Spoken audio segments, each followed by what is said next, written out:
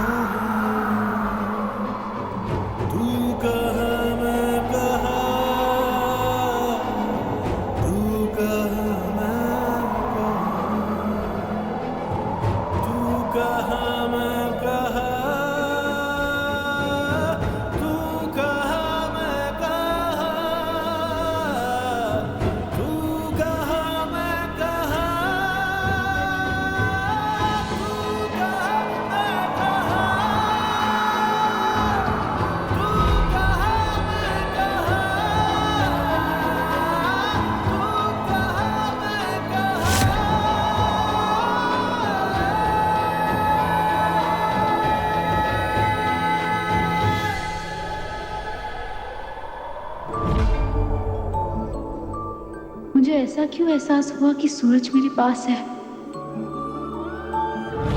तू ना जरा सा भी मेरी तरह, ना कहीं से मैं तेरी तरह, मिलके भी दोनों हैं अजनबी।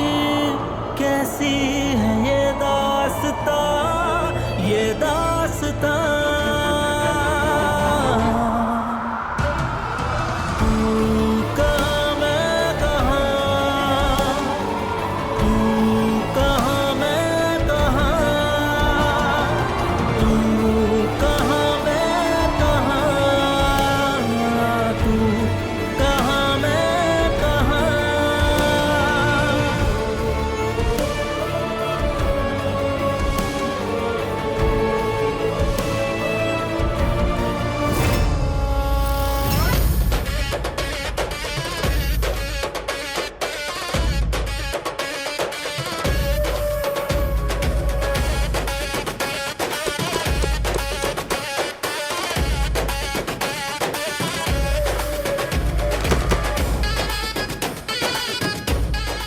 डब्बों में तो बहुत सारे ड्रग्स हैं। अब मैं इन्हें पकड़ूंगा और मुझे मिलेगा मेडल।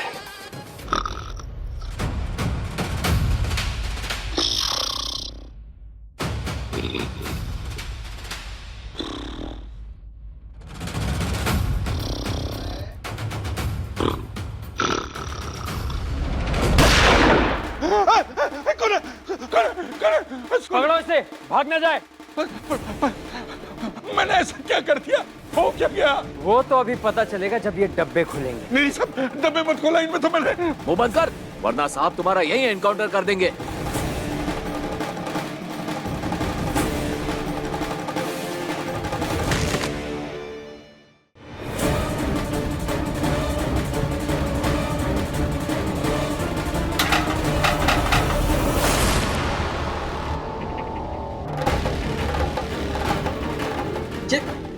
ये क्या है? शहद साहब, मैं तब से आपको यही तो बताने की कोशिश कर रहा था, पर आप लोगों ने बोलने ही नहीं दिया, तो मैं क्या करूं? शहद।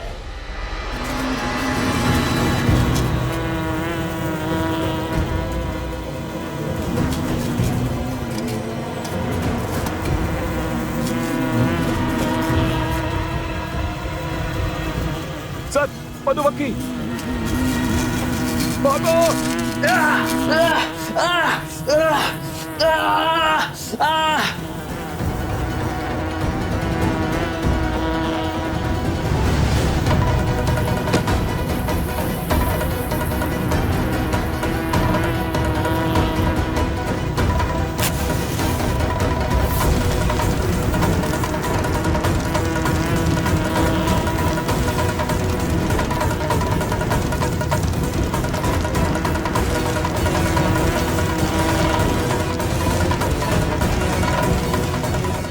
साहब, मधुमक्खियां चली गई।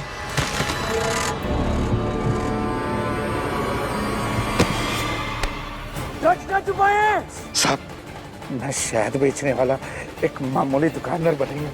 पर मैं अपना धंधा बड़ी ईमानदारी से करता हूँ साहब। साहब अगर आपको विश्वास हो ना तो आप अपने IAS ऑफिसर सूरज जी से पूछ लीजिए, मैं सुबह ही उनके घर शहद देके आया हूँ। आप विश्वास कीजिए साहब।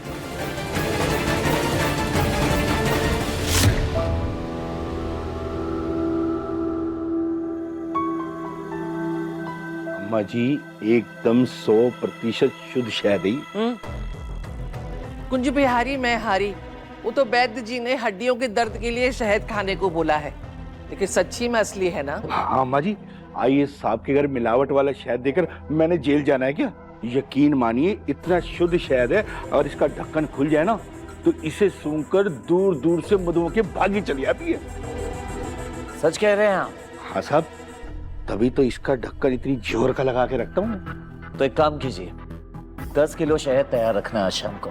हे बाकी बिहारी, अरे 10 किलो शहद का तू क्या करेगा? वो एक दोस्त है ताइमा, बस उसे ही चाहिए। ऐसा कौन सा दोस्त है जिसे 10 किलो शहद चाहिए? है ताइमा, आप अपने गोडाउन का एड्रेस बताइए। हाँ हाँ लिखिए, D3 31/6 Bhawani campus, Narmada road, Rau, Indore.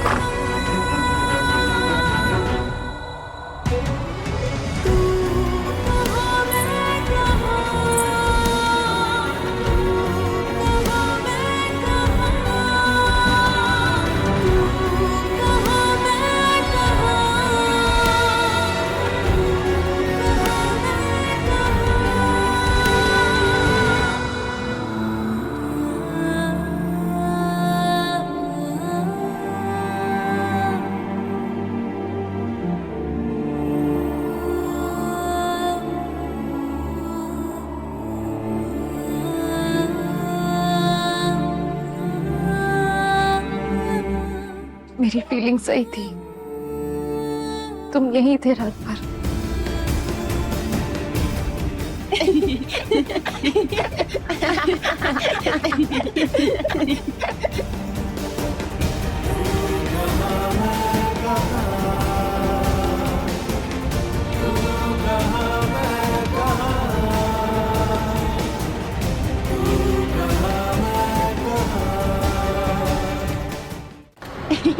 देखो कौन आया।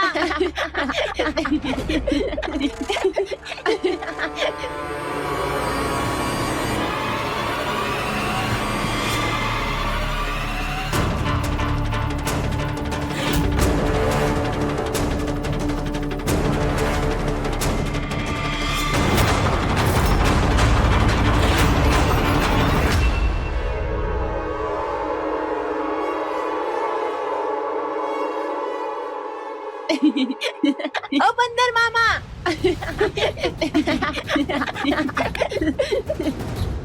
एक आवाज आई ना तो दोनों को उल्टा लटका दूंगा।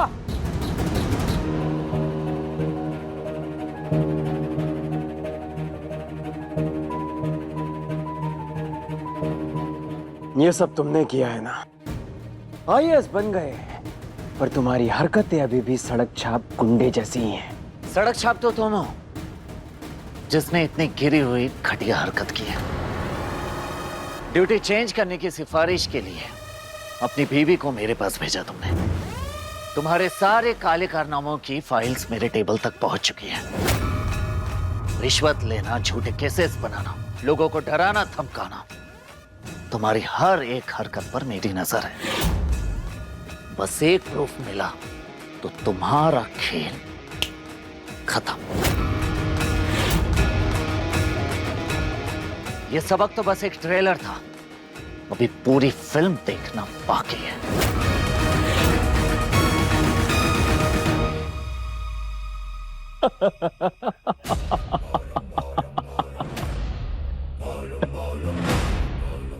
वैसे यही उम्मीद थी मेरी तुमसे। तुम्हारी नाक के नीचे से मैंने तुम्हारी बीवी को अपनी बीवी जो बना लिया। गुस्सा तो आएगा ही, पर सच तो ये है कि अब ईशा मेरी बीवी है। माना तुमने मुझे एक रात के लिए ईशा से दूर कर दिया, पर ऐसा तुम कब तक कर पाओगे? You know what? तुम्हारे घर में हमने वही कमरा चुना है जहां तुम और ईशा रहा करते थे, और अब उस कमरे में मैं और जान रहते हैं। बस!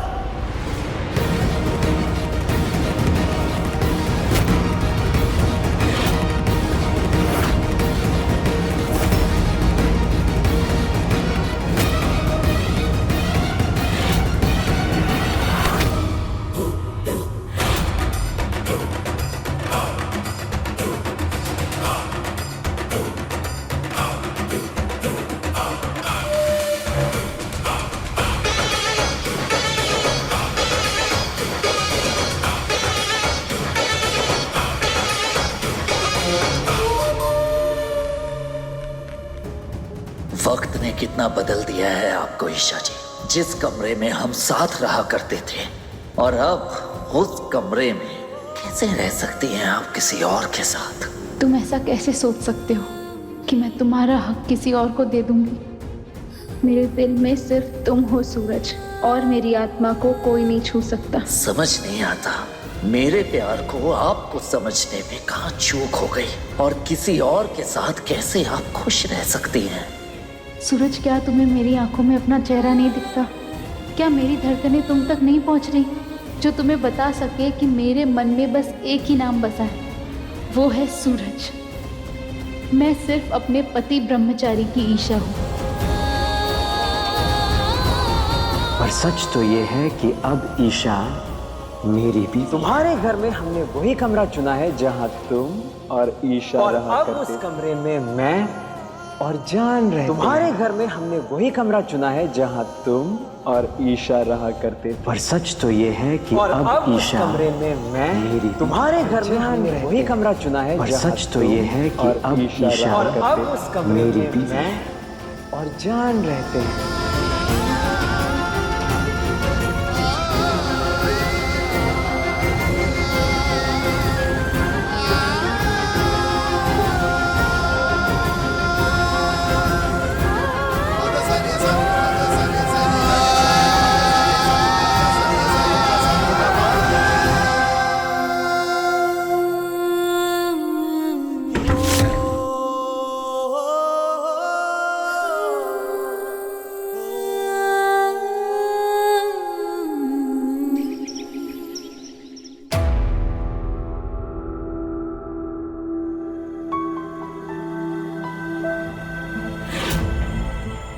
आकाश, ये तुझे क्या हो गया बेटा?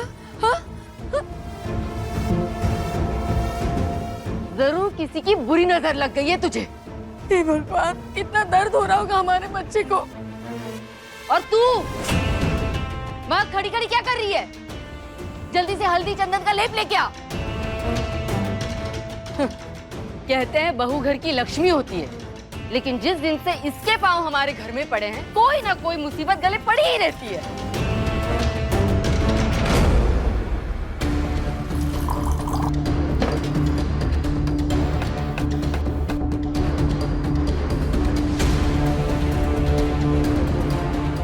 ला इधर।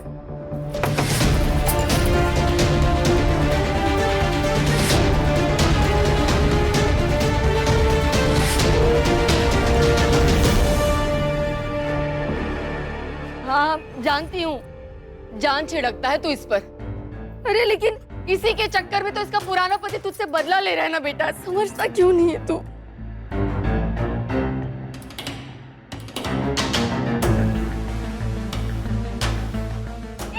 ये क्या कर रहा है तू बेटा? दर्द होगा तुझे, प्लीज ऐसा मत कर।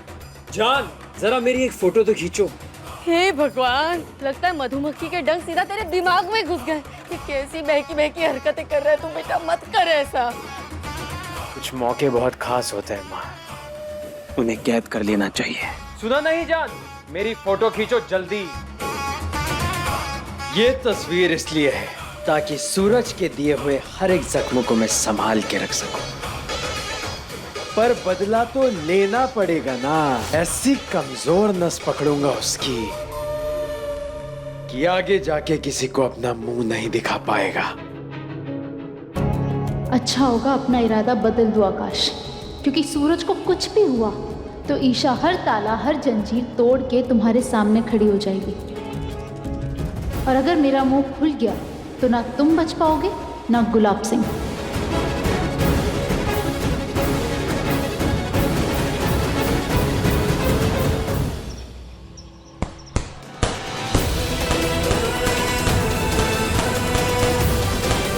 तुम्हारे घर में हमने वही कमरा चुना है जहां तुम और ईशा रहा करते थे, और अब उस कमरे में मैं और जान रहते हैं। और अब उस कमरे में मैं तुम्हारे घर जान रहते हैं। कमरा चुना है, पर सच तो ये है कि अब ईशा उस कमरे में मैं और जान रहते हैं।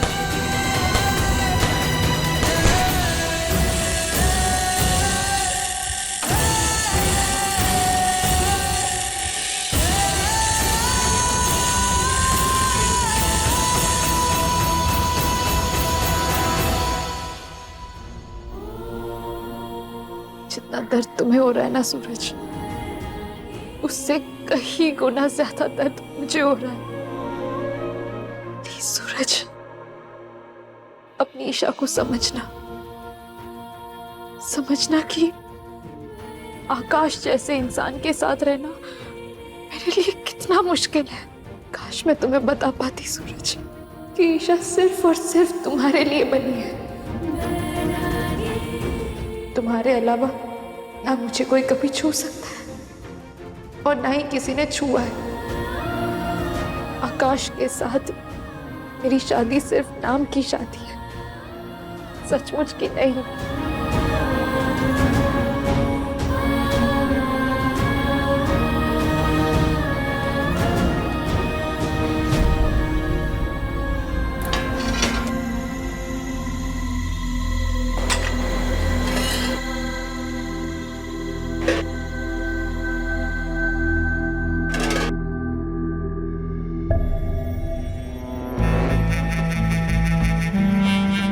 दाल सब्जी दोनों खत्म हो गए, सिर्फ रोटी बची।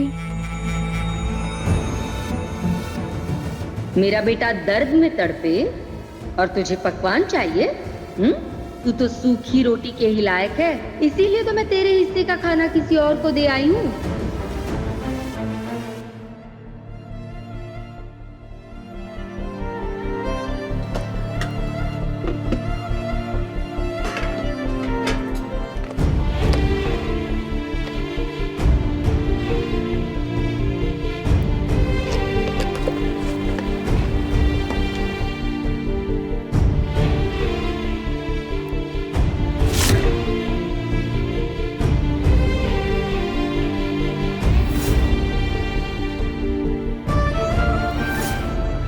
जिस जगह पर तुम्हारे होने का एहसास हो, वो जगह मेरे लिए जन्नत से कम नहीं।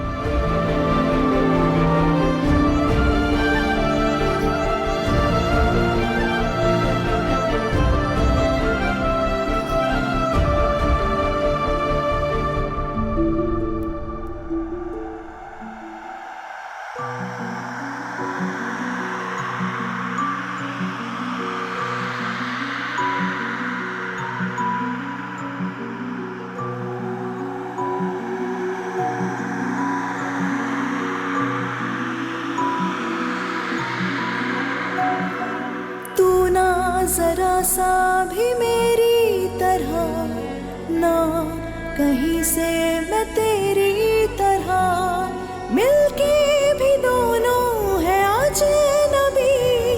कैसी है ये दास्तां, ये दास्तां।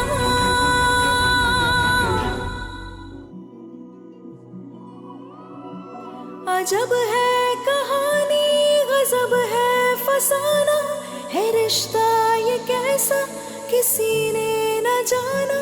अलग है मिजाज एक दूजे से बिल्कुल, पर चल रहा कारवां, ये कारवां।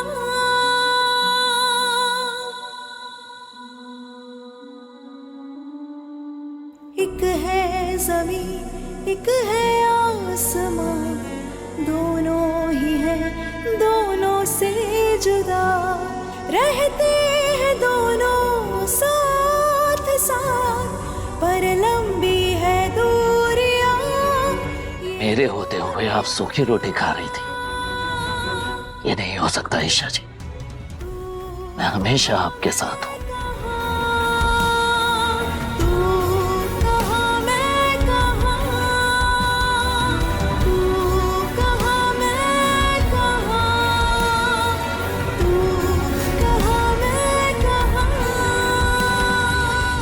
सूरज, जिस जगह पर तुम्हारे होने का एहसास हो, वो जगह मेरे लिए जन्नत से कम नहीं। जानती हो सूरज, तुम IAS बन के वापस आ गए हो। अब मुझे किसी बात का डर नहीं है। क्या हुआ पापा? ऐसा है बेटा कि काव्या और आरव की शादी की सालगिरह आ रही है और मैं चाहता हूँ कि इस बार उन्हें घर बुलाया जाए। काव्या को देखे बहुत समय हो गया, इसी बहाने सब एक दूसरे से मिल लेंगे। क्या राय है आप सबकी? हाँ चाचा जी, आप ना जल्दी जल्दी काव्या को बुला लीजिए। हे कुंज बिहारी मैं हारी, सच्ची आपने तो ये बहुत अच्छा सुझाव दिया देवर जी। कहते हैं ना कि अगर समय अच्छा चल रहा हो तो यादें भी अच्छी बना लेनी चाहिए। जोर शोर से स्वागत करेंगे हम अपनी बेटी और अपने दामाद का। क्या बात है चाचा जी, क्या बात है। वो बाजार के पीछे झील तलैया वाला पार्क है ना, वहाँ पे सब लोग पिकनिक करेंगे और उसके बाद बड़े से होटल में खाना खाने जाएंगे। एकदम मस्त आइडिया है ना चाचा जी, है ना? Control baby control. एक अच्छा सा गेट टुगेदर प्लान करते हैं और पार्टी की तैयारी करते हैं। और अगर किसी चीज की जरूरत हो तो मुझे बताना। प्रिया, मोनिका भाभी।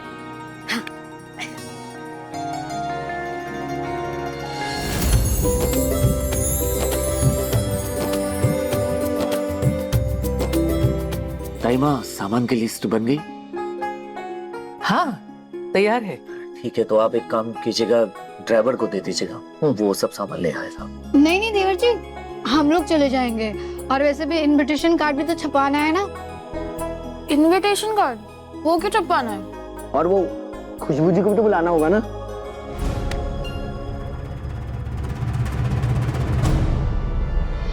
बाबू समझ नहीं रहे हो, देवर जी को खुशबू जी को बुलाना अच्छा नहीं लग रहा है। खुशबू जी आएंगी और आरव की बहन, मेरा मतलब है छोई मुई जी भी तो आएंगी ना उनके साथ में।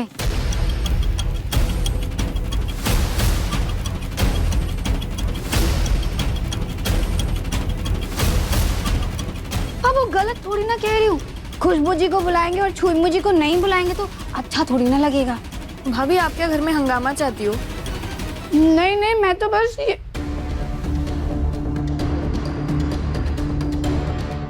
हम बस तारा और काव्या को बुलाएंगे। मोनिका भाभी सही कह रही हैं ताइमा। ईशा जी उस परिवार का हिस्सा है और काव्या इस परिवार का हिस्सा है। बेहतर यही होगा कि आप आरव को फोन लगाकर ये पूछ लीजिए कि क्या सही होगा।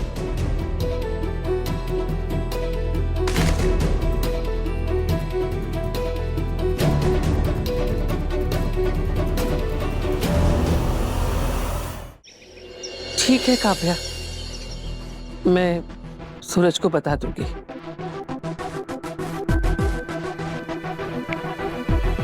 सूरज बेटा, मैं बाद में कॉल करता हूँ। जी ताइमा। वो आरव दामाद जी का कहना है कि ये शादी की सालगिरह उनकी और काव्या की है तो सारे परिवार का साथ होना जरूरी है। अगर हम ईशा को बुलाएंगे तभी वो काव्या को लेके यहाँ आएंगे। अरे अरे, ये कैसी शर्त रखी है आरव ने? हाँ, वो जानता नहीं है क्या कि उसकी बहन ने कितना गलत किया सूरज भैया के साथ? भाभी, एक वक्त ऐसा था जब ईशा के बगैर इस घर की खुशियां पूरी नहीं होती थी, और आज वक्त ऐसा है ईशा इस घर की खुशियों में शामिल न हो, ये मैं चाहता हूं। और दामाद जी की भी बात बिल्कुल सही है, वो उनकी बहन है, उनका परिवार है, और सालगिरह में परिवार वालों का शामिल होना जरूरी है।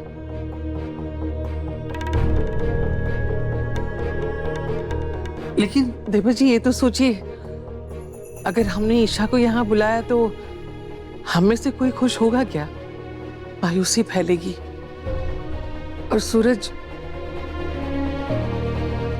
नहीं, मैं सूरज को और दुखी नहीं देख सकती।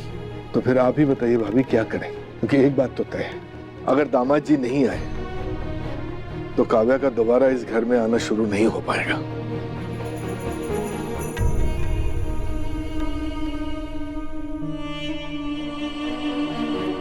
बुला लीजिए आरव की बहन को,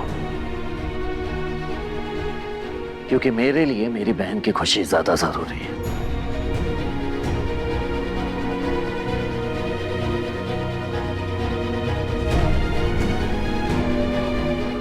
माँ, मैं भी आपके साथ चलूंगी ईशा मैडम के घर पे।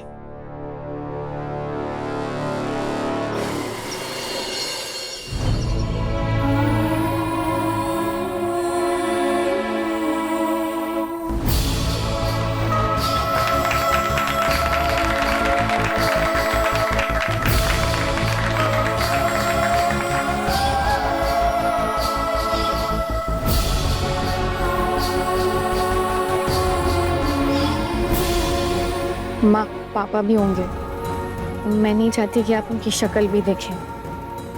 आप प्लीज यहाँ पर रुक जाओ, मैं इनविटेशन देके आती हूँ ईशा मैडम को।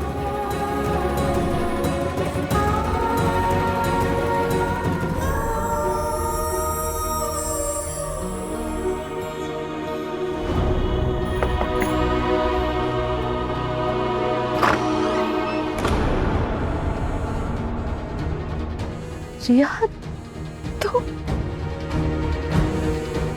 आओ, अंदर आओ ना।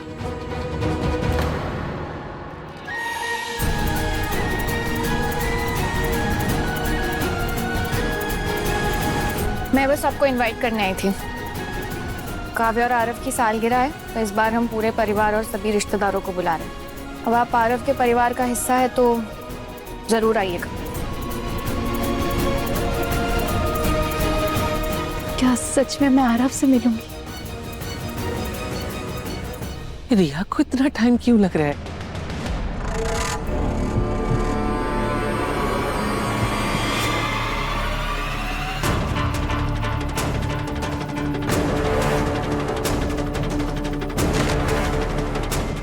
ओहो, देखो तो कौन आया है मोहल्ले में।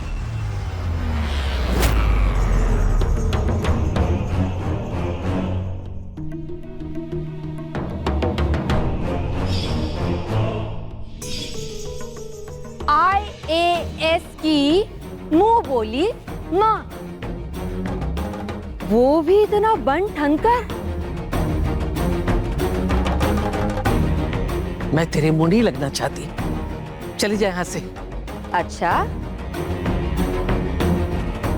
हमसे मुंह लगने की तेरी औकात है क्या? वैसे तुझे किसी ने बताया नहीं कि औकात जो है ना, वो गाड़ी, बंगला और महंगे कपड़े पहनने से नहीं बनती। एक औरत की औकात बनती है उसके पति से।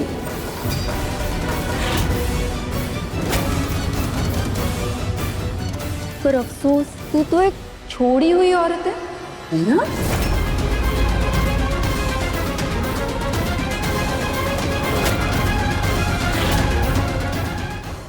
अरे मोहल्ले वालों, किधर हो तुम लोग? आओ आओ, जल्दी आओ, जरा देखो तो इस महारानी को।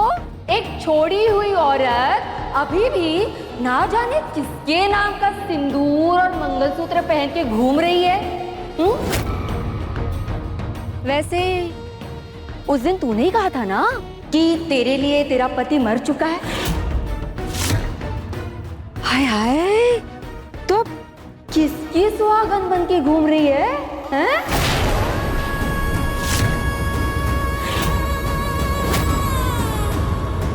अच्छा, कोई नया मुर्गा फंसा लिया है क्या? वाह, वो भी इस उम्र में। अब आप लोग ही बताइए ना, जिसे लात मार के भगा दिया गया हो लेकिन वो फिर भी पीछे पीछे आए तो उसे क्या कहकर बुलाया जाता है?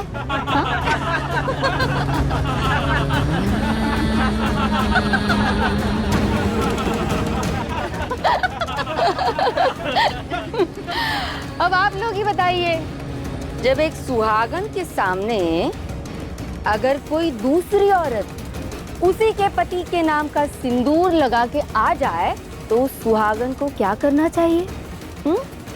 बताइए ना आप लोग। हम बताते हैं।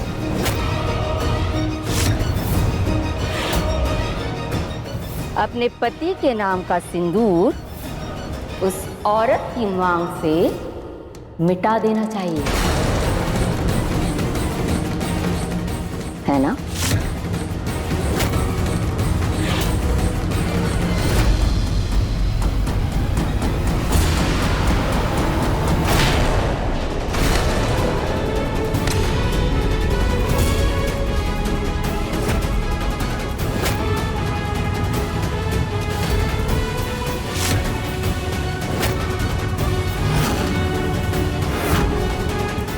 खबरदार जो मेरे सिंदूर को हाथ पे लगाया।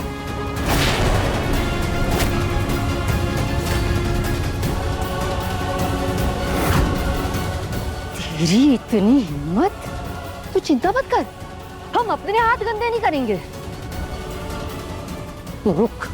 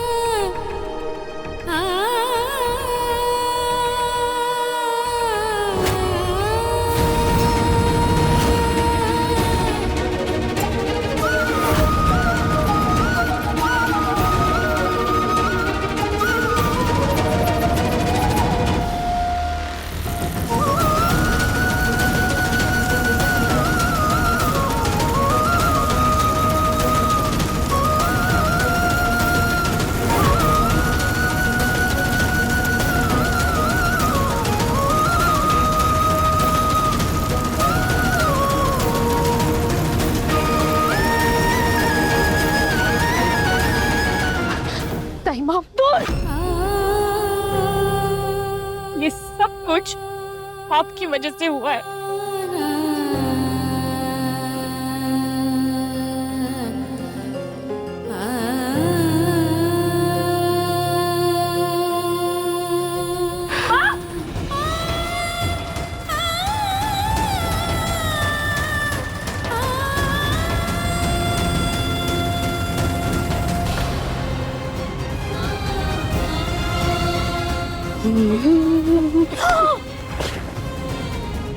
मम्मी जी, मम्मी जी।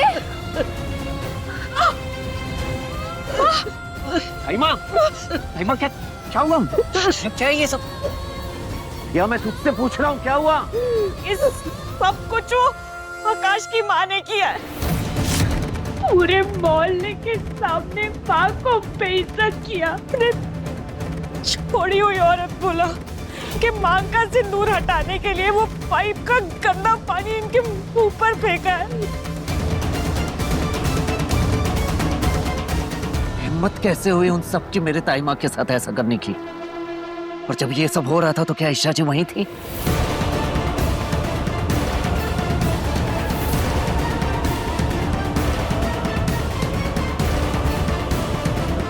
बस बस बहुत हुआ। अब मैं किसी को माफ नहीं करूंगा। माँ, मोनिका, जल्दी जा, साफ पानी और टॉवल लेकर आ।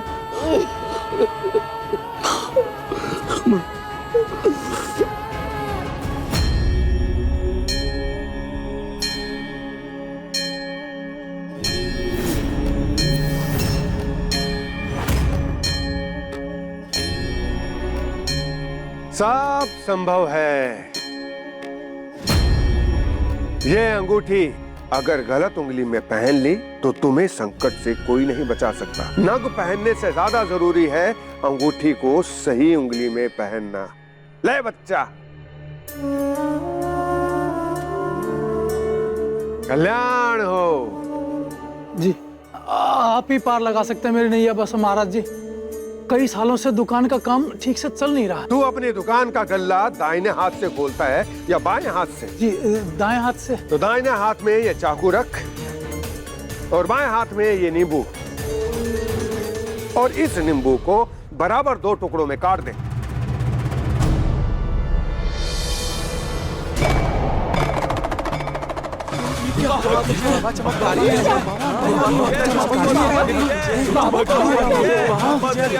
काला जादू तेरी दुकान को काले जादू से बांध रखा है। जाकर भी तुझे बरकत नहीं होगी। क्या हो रहा है ये सब?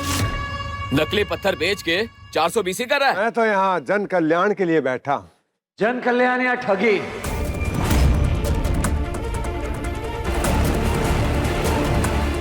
हे भगवान, ये कहां से अटपका? सूरज,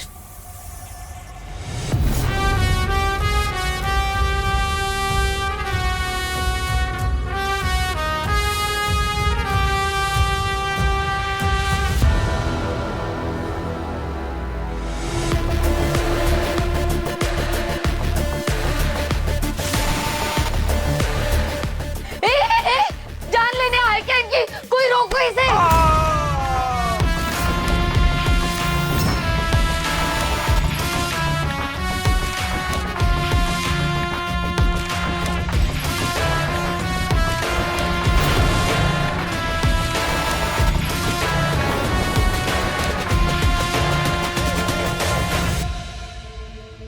ये तो होना ही था ना माँ जी। आपने सूरज की जान से प्यारी ताई माँ का मजाक उड़ाया। अब सूरज आप सबको खून के आंसू रुलाएगा। सूरज सब कुछ सह सकता है, पर अपनी ताई माँ के आंखों में आंसू नहीं।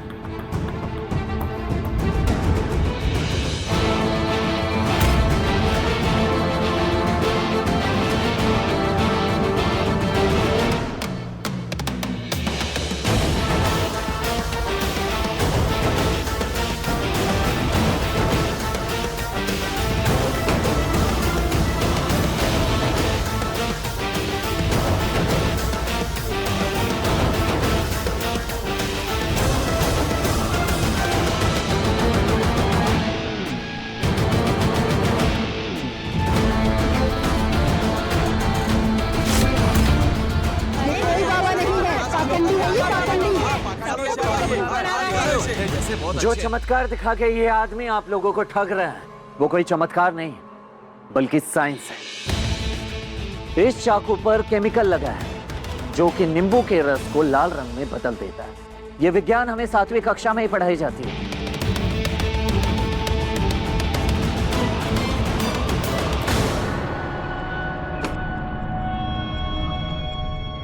किसके हैं ये पैसे?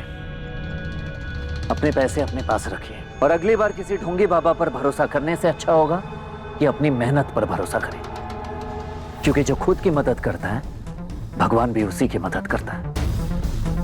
आई am proud of you Suraj. तू ना जरा सा भी मेरी तरह, ना कहीं से मैं तेरी तरह, मिलके भी दोनों है अजनबी, कैसी है ये दास्तां, ये दास्तां। बेटा सूरज, देखो तुम्हें मैंने अपनी गोद में खिलाया है, देखो इतने सारे लोगों के सामने कुछ तो लिहाज करो मेरा। कांस्टेबल, ले चलो इन्हें। अरे आप अभी भी यही खड़ी है, जाइए जाकर अपने पति को बचाइए, वरना सूरज उन्हें सलाखों के पीछे भेज देगा। और मैंने सुना है कि वहां पर डंडे वंडे भी पड़ते हैं, चक्की वक्की भी पीसनी पड़ती है। हम जाएं? हाँ, और नहीं तो क्या, एक पत्नी तो बचाएगी अपने पति को।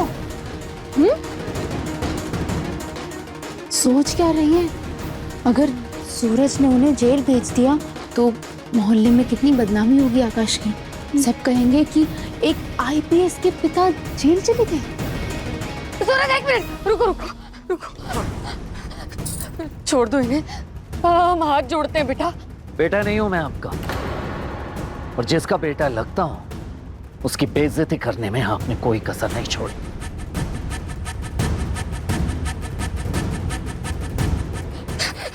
हमसे बहुत बड़ी गलती हो गई, हमें माफ कर दो बेटा।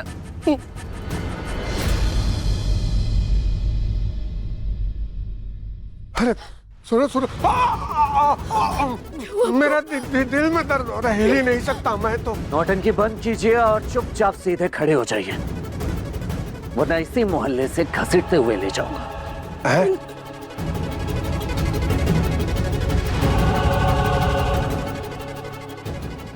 हर समय अपनी 3-5 मत चलाया करूं, सीधे खड़े रहो, हम बात कर रहे हैं।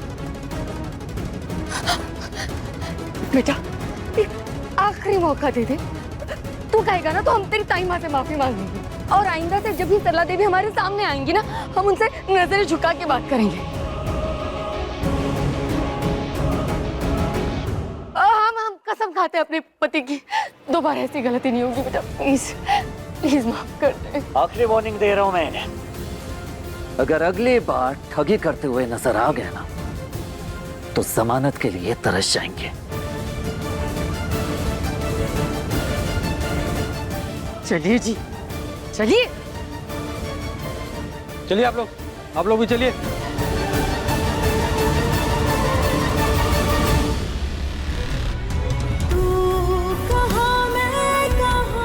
आपने फिर साबित कर दिया कि आप मेरी ईशा जी नहीं हैं, आप असल में सिर्फ गुलाब सिंह की पत्थर दिल बेटी हैं। तुम्हारी ईशा पत्थर दिल नहीं है, बेबस है, और ये बात मैं तुम्हें बता तक नहीं सकती।